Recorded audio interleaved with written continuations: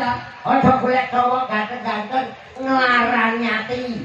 Golek kaya ngene iki, golek kaya ngene iki, kira era doyan. Aman. Aman. Aku biyen ya tau Mbang. Piye? Duwe pacar sing kaya ngene iki. Terus? Tibae sing tanggung nglarani ae yo. Nglarang nyati. Heeh. Paling pertama iki loro. Terus terus gak. Bocah sing karo cah SMP kok omongane mendhuwur. Bawa-bawa Bawa-bawa. Ayo iki. Ayo bisa. Oh, belok barat. Iki tak bayangke sampean ki dadi pacarku. Dadi tak tongane iki sampean ki wong sing paling ganteng dhewe sing paling tak tresnani dhewe. Ora sah etok-etok. Tenanan wae. Tenanan apa wani ngrabati aku? Omahe kan duwe. Nek ojo nyek kaki. Napa, Mbah? Iki sugih. Kok iso? Alas mantingan nyampe jero-jero Banjarjo dituku so Januari panen kethek. Ora ngerti kesugihane mondok. Ora ngerti. Omahmu cagake pira? Cagake 12 bah iki. Apa? Jangan aja pendopomu cagake 12 ya. Yo, Sing papat ning tengah kok sing 8 nyongkok kok ngoten iki. pasar do menar abruk. Kayak omah ramah tamah. Anak kayak anak angin kolor itu. Anak kok gitu. Nah, sopanmu omahe. Mai sopan. Omahku kan gitu. Kamar mandi kok tekan omah yang model pengen.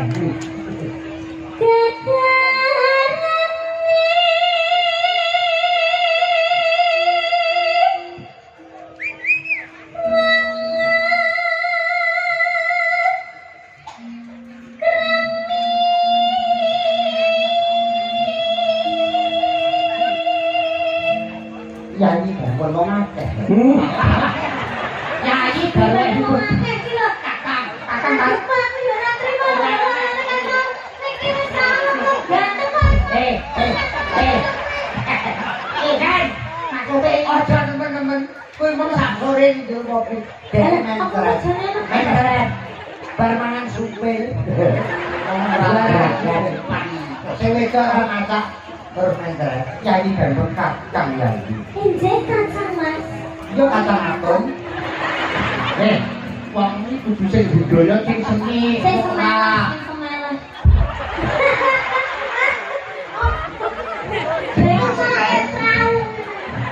banjir bisa diandani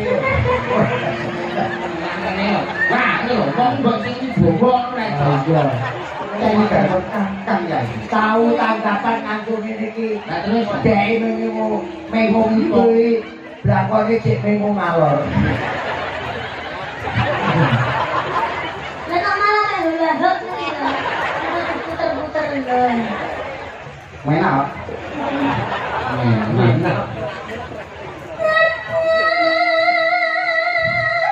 Aku Mas. Yo, delok pangku yo. Gede, dan ngono alamat iki mamon neh iki. Sapa? Ngomong koncoku.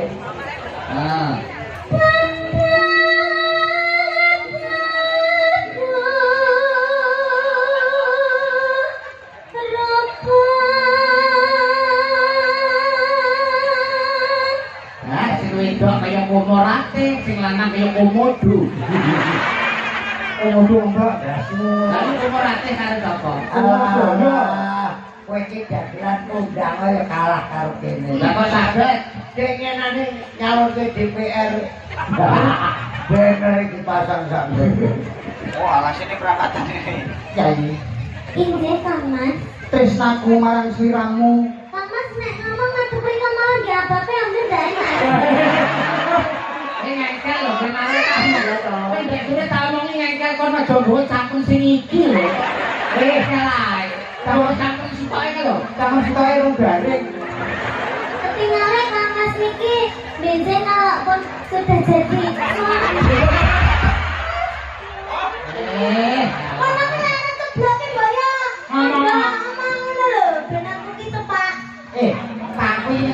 rai ngono. Ngono pipan ora gelem meneng malah ngono ini. Akhire aku yo keri. Jadi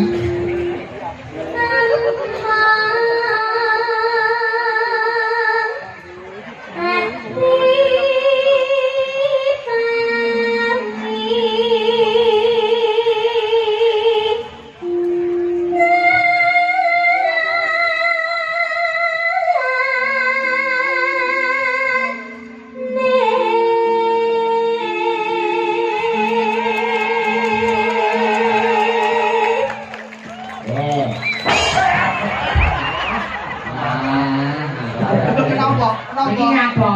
Ngecek iki kancane. Iki lho. Kowe tak ndane liyane kok. Kenapa apa? Pak Bupati pun lunas dan lanjut. Yo. Yo, abae wis lunas. Niken wis lunas. Aku wis lunas. Kok sing ora jelas kowe kok iso Kene wis. apa? Tapi tidak BRI langsung disetorne untuk rumah. Nani. Ini lagi bangunnya karo kaki ini. Tresnaku marang siramu. Tak rewangi-rewangi rantas malang-malang putung. Pecah dodo utangmu kira sedomo bau senyari bae. Kok isane dulu bangku ibine to. Kok iso dulu bangku? Ora dumuk Bangku. batuk.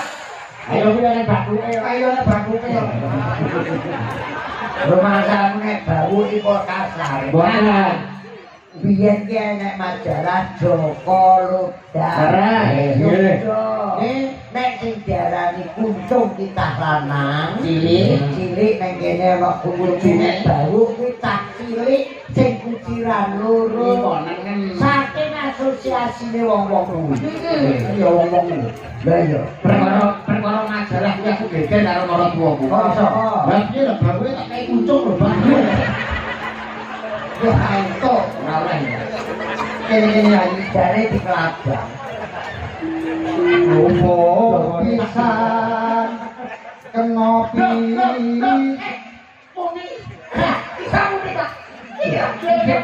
Piye ta? Luput pisan kena piye? Malah gak ketok serem. Kene-kene ayi. Aku ndak enak. Gue juga dikotok banyak kemudian Saya itu kaya telo. Lupa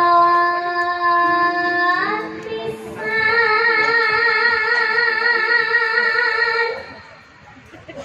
kena pisan.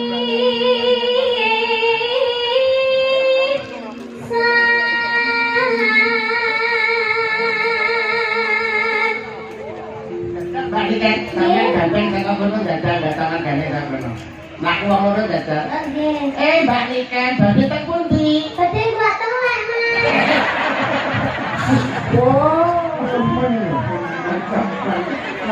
Senang nek diomong telek nembung diteruk. Apa sing aku bojoku? Sing aku ni bojoku sapa? Etok. Oh, ngono to. Lagane aku ndek bojo sampean kok ora anak kowe guru. Yai, ora pareng kaya ngono. Ana ing sak jere Taman Makam Pahlawan kene sini. Taman Kaputren. Makam Pahlawan mendembok kuwi. Taman Pahlawan udah Taman Kaputren. Ya. Yen gampang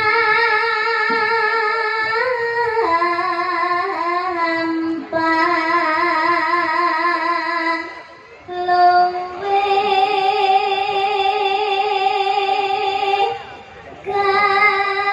gampang.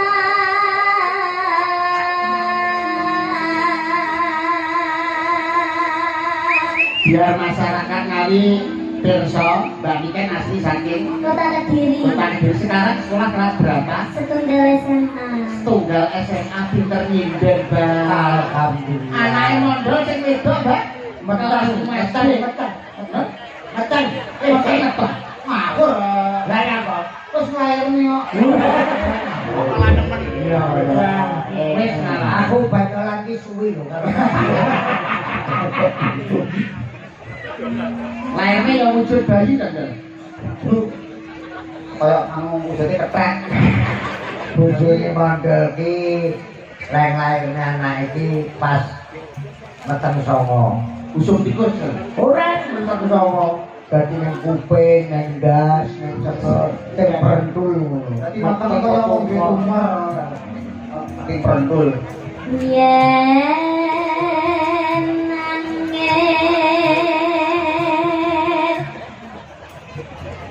Gila kamane buri kok piye? Kayak ngerti anak kowe. Bisa bayang kowe ngredene disaingi Iya, ini ngapain itu? Ada kan bayaran duit. Apa kok saiki sing ora disaingi iki apa busur disaingi kowe. Angel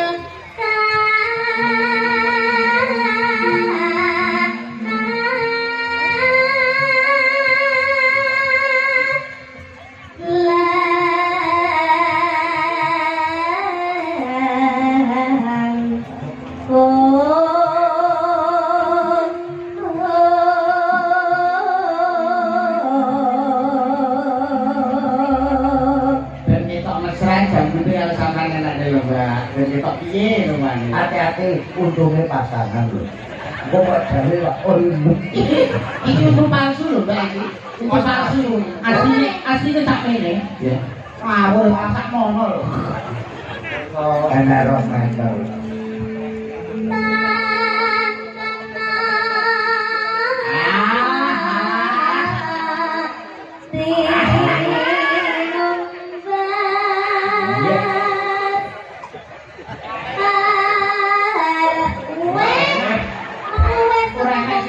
Jalinan to jalinan kan. Jalinan jalanan ning jalinan nek. Jadi pengen lho.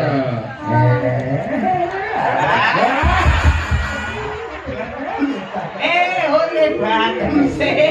Selamat ulang tahun. Selamat ulang tahun. Ada sing kurang ayo. Doki bro. Oke dulu. Berarti kulitnya berarti kotor lalu nikah. Ini berarti kok mesti ngombe obat. Apa Pak sakit? Mencret, sumpah. Kakek mangan sumpah. Tapi perlu diolah ke tangan. Olah ya bokongnya kandel. Pepesan toh. Tanganmu. Iya. Kok iso ya boy. Kok nek garing ada Tan kenati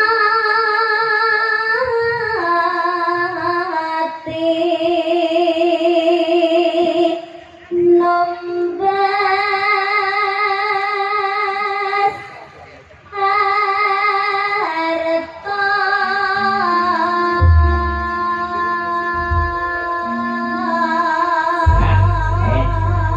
Kataku lagi jin warnane apik, jugete apik, ayu Nemen. pakai komplit. Pakai komplit lho nikah iki. Suarane apik, pasuryane apik, kulitan kuning, joget apik. Mula nek larang ya lumrah. Lah, jine mondol iku. Pripun mati kula. Lah iki apa? Bisu. Bisu bisi ya. Mondol iki omong jelas aku ora kok bisi. Oh sing goblok iki kepiye kae ngomong isu mesti isu. Padahal ngono bangga ditekok iki kan. Ya udah tidak kate mami. Sinang sila mangan Oke, aku pakai bak dipakai. Anu mawon dicampur mawon. Oke. Thank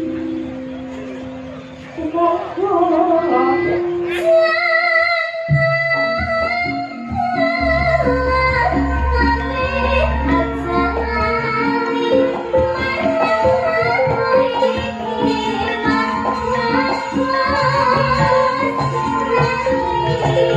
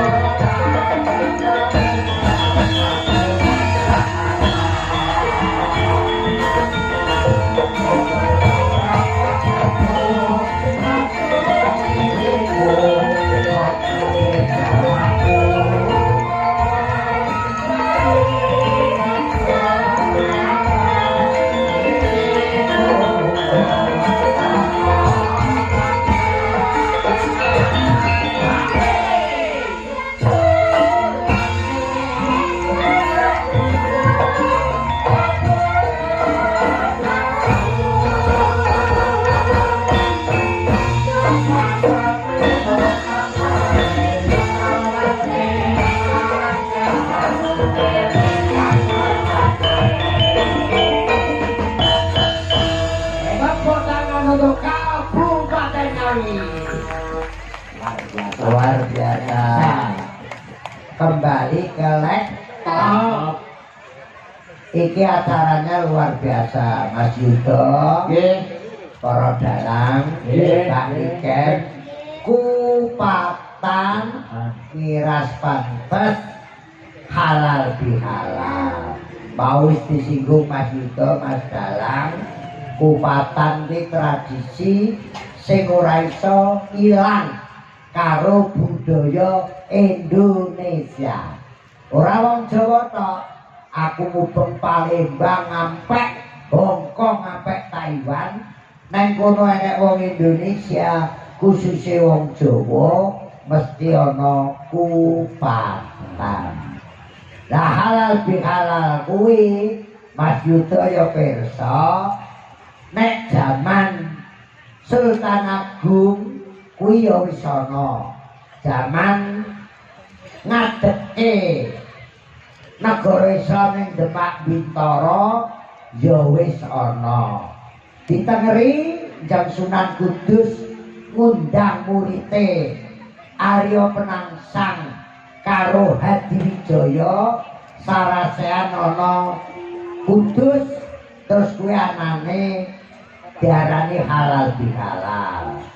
Ruwete Indonesia sakwise kemerdekaan, ruwete politik ana Indonesia. Bapak Presiden Insinyur Soekarno kepengin nglumpukke tokoh-tokoh politik, uga tokoh-tokoh para alim ulama.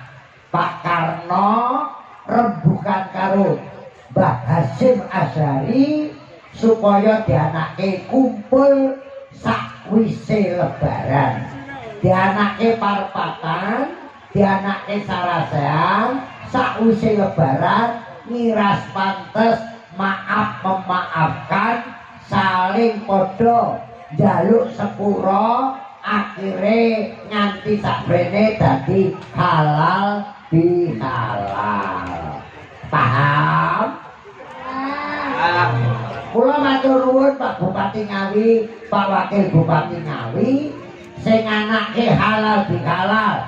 Biasane nek pendopo saiki dikek alun-alun, ini wujud Bapak Oni karo Pak Anto ngerangkul rakyat Ngawi supaya guyub rukun bebarengan, kerja cerdas, kerja cepat, dan kerja bermanfaat. Luar biasa. Ya nek kupat karo lepet kan kuya SMP, lepet ki teko tembung luput, ngaku luput, isine ketan pliket kental supaya paseduluran ki ora pedhot. Nek kupat isine beras sing putih sing wangi, nek lontong kuwi wujude dawa, sok kowe wis ngerti. Lontong ku sipate wong lanang, ya ngono kuwi. Ya dawa enake nek dicek. Nek kupat ya metuk-tuk ngono kuwi. Lah kupat mangane enake nek dibelah tengah. Kuwi ya kaya sipate wong wedok ya melekat ngono kuwi. Wong wedok mleteke napa, Mas?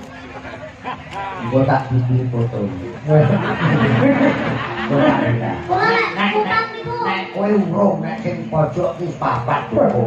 Malah retek banget. Buntere jandul.